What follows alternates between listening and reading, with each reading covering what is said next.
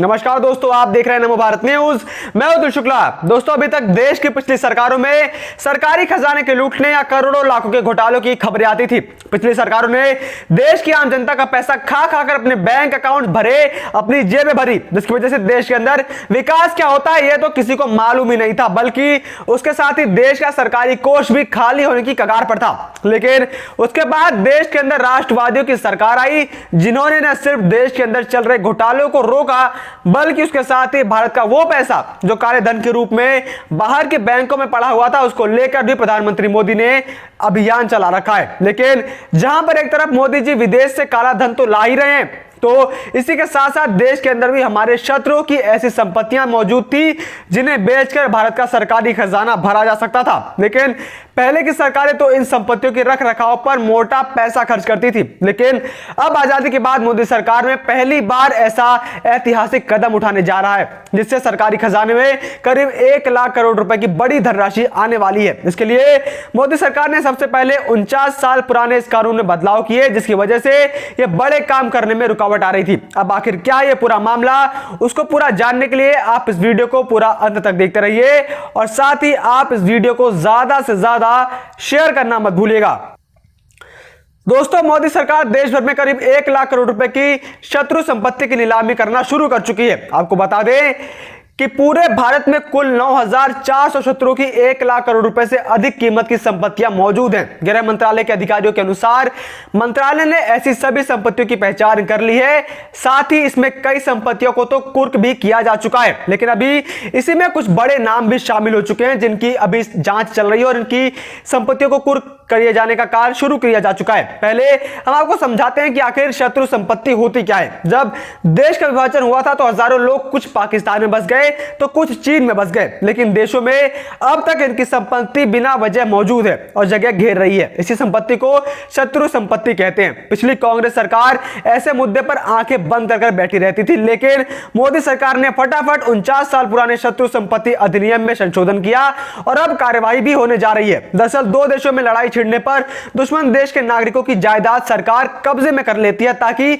दुश्मन लड़ाई के दौरान उसका फायदा न उठा सके। पहले और दूसरे विश्व युद्ध के दौरान अमेरिका और ब्रिटेन ने जर्मनी के नागरिकों की जायदाद को इसी आधार पर अपने नियंत्रण में ले लिया था। भारत में 1962 में चीन, 1965 और 1971 में पाकिस्तान से लड़ाई छिड़ने पर भारत सुरक्षा अधिनियम के तहत इन देशों के नागरिकों की जायदाद पर कब्जा कर लिया था। इसके तहत जमीन, मकान, सोना, गहने, कंपनियों के शेयर और दुश्मन देश के नागरिकों की किसी भी दूसरी संपत्ति को अधिकार में लिया जा सकता है। वहीं नए कानून के मुताबिक विभाजन के दौरान या उसके बाद पाकिस्तान और चीन जाकर बसने वाले लोगों की संपत्तियों पर उनके वारिस का अधिकार नहीं रहता, लिहाजा यह संपत्ति सरकार के कब्जे में आ जाएगी। यहां पर आपको जानकर बेहद हैरानी होगी कि पाकिस्तान में भी इस तरीके की संपत्तियां थी जो भारतीयों की थी, उन्हें पाकिस्तान बहुत साल पहले ही बेचकर खा चुका है। लेकिन हमारे देश में लचर सरकार और कानून व्यवस्था के कारण शत्रु संपत्ति पर कोई एक्शन नहीं लिया गया था। जैसे कि दक्षिण मुंबई में मलबार हिल स्थित जिन्ना हाउस को देश के विभाजन के षड्यंत्र का प्रतीक बताते हुए बीजेपी विधायक लोढ़ा ने सरकार से इसका कब्जा लेकर वहां पर कला व संस्कृति केंद्र शुरू करने की मांग भी की थी। इससे पहले पाकिस्तान ने मुंबई स्थित जिन्ना हाउस को अपनी संपत्ति बताया था और भारत से कहा था कि भारत सरकार उसकी इज्जत करे और हमें सौंप दे। यहां पर आपको एक बात पर गौर फरमाना चाहिए कि पाकिस्तान जिसने भारत की कुल संपत्तियों को तो बेच दिया, जिसमें भगत सिंह, राज कपूर जैसे महान शख्सियत की संपत्तियां मौजूद थी, लेकिन जिन्ना की संपत्ति को भारत से वो वापस मांग रहा है। लेकिन मोदी जी ने भी एक बात साफ साफ स्पष्ट कर दी है कि भारत के अंदर मौजूद किसी भी शत्रु संपत्ति का 1 कौड़ी तक पाकिस्तान को नहीं दिया जाएगा। आपको बता दें कि जिन्ना हाउस में भारत विभाजन की नींव रखी गई थी। पिछली सरकारों ने जिन्ना हाउस की रखवाली के लिए लाखों रुपए खर्च करवा दिए, लेकिन अब वो भारत सरकार की संपत्ति बन चुकी है। आपको जानकर बेहद ही हैरानी होगी कि पाकिस्तान जाकर बसने वाले लोगों की भारत में कुल 9,280 संपत्ति है, जिसमें से उत्तर प्रदेश का हिस्सा सबसे अधिक है। अकेले उत्तर प्रदेश में कुल 4,991 शत्रु की संपत्ति है। पश्चिम बंगाल में से 2,000 735 और राजधानी दिल्ली में 487 संपत्तियां हैं। इनमें से कुल 126 संपत्तियां ऐसी हैं जिन्होंने चीन की नागरिकता ले रखी है। चीन के नागरिकों से जुड़े सबसे अधिक शत्रु संपत्ति मेघालय में है। मेघालय में 57 शत्रु संपत्तियां हैं, जबकि 29 पश्चिम बंगाल में है। असम में ऐसी 7 संपत्ति हैं। और अब इसी कड़ी में प्रधानमंत्री मोदी के शासनकाल में बड़े कदम उठाए जा रहे हैं। अभी बीते साल नवंबर के महीने में मोदी सरकार ने देश भर में मौजूद हजारों शत्रु संपत्ति से निपटने के लिए और उनसे धन जुटाने के लिए मोदी सरकार ने 3 हाई लेवल कमेटी बनाई है। यह कमेटी देश में मौजूद करीब 9400 शत्रु संपत्ति मामले का निपटारा करेंगी। गृह मंत्रालय के द्वारा जारी किए गए आदेश में कहा गया है कि शत्रु संपत्ति अधिनियम के तहत इस फैसले को लिया गया है। जिन कमेटियों को बनाया गया है उनकी अगुवाई गृह मंत्री अमित शाह करेंगे। इन संपत्तियों में से अधिकतर संपत्तियां उनके द्वारा छोड़ी गई हैं जिन्होंने पाकिस्तान या फिर चीन की नागरिकता ले ली है। इस संबंध में एक अंतर मंत्रालय टीम का भी गठन किया गया है, जिसकी अगुवाई गृह सचिव सार्वजनिक संपत्ति विभाग के अधिकारी करेंगे। इनके अलावा इकोनॉमिक अफेयर से जुड़े कुछ अधिकारी भी इसके अंदर शामिल रहेंगे। केंद्र के द्वारा जिन 3 कमेटियों को बनाया गया है उसमें अमित शाह, निर्मला सीतारमण और नितिन गडकरी भी शामिल होंगे।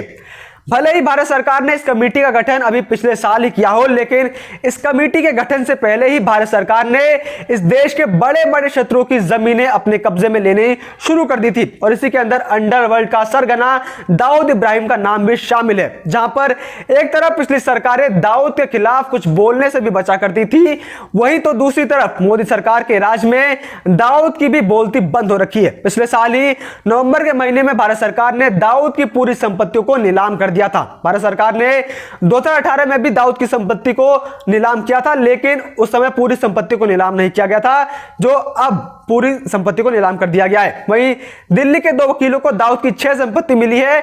2018 में अगस्त महीने में दाऊद की संपत्तियों में होटल, रेजिडेंशियल फ्लैट और कमर्शियल प्रॉपर्टी को नीलाम किया गया था। डोंगरी के मुसाफिर खाना इलाके में अमीना बिल्डिंग, जो कि दाऊद की एक संपत्ति थी, उसे 3 करोड़ 51 लाख में नीलाम किया गया। इससे पहले दाऊद की 3 संपत्तियों को सैफी बरहानी अपलिफ्टिंग ट्रस्ट 11.5 करोड़ में ले चुका था। सिर्फ यही नहीं, जहां पर एक तरफ दाऊद की संपत्ति को नीलाम करके भारत सरकार ने अपनी शक्ति दिखा दी। दरअसल इससे पहले भी कई बार दाऊद की संपत्तियों को नीलाम की जाने की कोशिशें की जा चुकी हैं, लेकिन तब क्या था कि दाऊद फोन करवाकर खरीदारों को धमकी दे देता था और उन्हें डराकर भगा देता था। लेकिन मोदी के सत्ता में आने के बाद से खुद दाऊद भी शांत बैठा पड़ा है। वहीं शत्रु संपत्ति को खत्म करने के लिए भारत सरकार का डंडा सिर्फ दाऊद या उन लोगों पर नहीं चला जो देश छोड़कर जा चुके हैं, बल्कि पिछले 2-3 सालों से कुछ चीनी जासूस भी पकड़े गए हैं, जो भारत के अंदर व्यापार करने के बहाने भारत की जानकारी चीन को पहुंचा रहे थे। ऐसे में भारत सरकार ने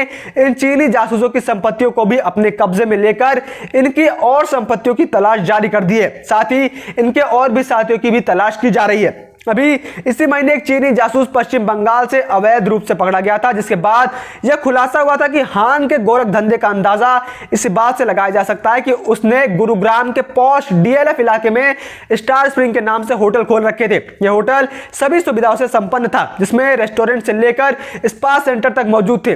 रिहायशी इलाके में बने इस होटल में 80 कमरे थे। करीब 5-6 सालों से गुरुग्राम में रह रहे हॉन पहले डीएलएफ फेज के 3 में 31 कमरों का पीजी चलाता था, जिसकी संपत्ति की जांच फिलहाल चल रही है। ठीक इसी प्रकार का एक और जासूस और हवाला कारोबारी चार्ली पेंग, जो 1000 करोड़ के हवाला घोटाले में दोषी है, उसकी भी जांच की जा रही है। कहने का मतलब यह है कि अब भारत वो भारत नहीं रहा जो पहले की सरकारों की तरह देश के दुश्मनों की संपत्ति का रखरखाव करे और ये लोग भारत की पीठ में लगातार छुरा भोगते रहे। अब चाहे दाऊद हो या फिर कोई भी बड़ी हस्ती, उसने अगर भारत के खिलाफ आवाज उठाई तो मिनटों में उसकी सारी संपत्ति को नीलाम कर दिया जाएगा और उसका पूरा पैसा सरकार विकास कार्यों में लगाएगी। जय हिंद, जय भारत। वीडियो को लाइक, सब्सक्राइब और शेयर करना ना भूलें। अपने विचारों को कमेंट बॉक्स में लिखकर हम तक जरूर पहुंचाइए।